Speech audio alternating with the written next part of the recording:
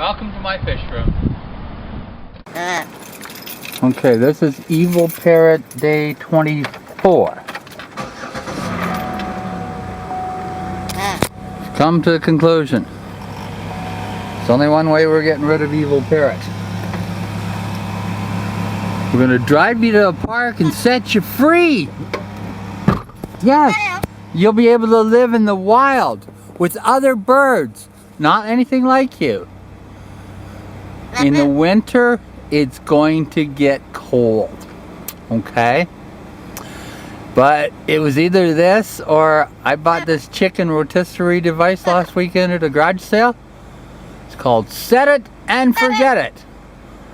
And I had fear that Hortensia was going to have you plucked up and rotating when I got home. So we're going to set you free. How do you feel about that bird? Do you think that the eagles and the hawks and the buzzards are going to have fun with you? Yes, Evil Parrot? Well, it's either that or the rotisserie. Your choice. You know, we could have just told Rick, well, he didn't say anything. Except that wouldn't be true.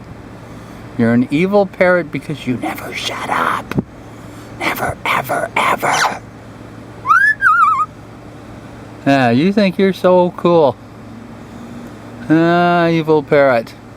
We could always just leave you in the truck and roll the windows up and you could experience the joys of heat stroke. Yeah, they lost another, well, somebody left 2 dogs and a kid in the car and they called the cops. I think that was the dumbest thing. Like, who's gonna cook your kid? Parrots? Yeah, I can understand. They're evil. So of course you would want to cook a parrot. You think you'd be good eating? I could really like you, bird. Good bird.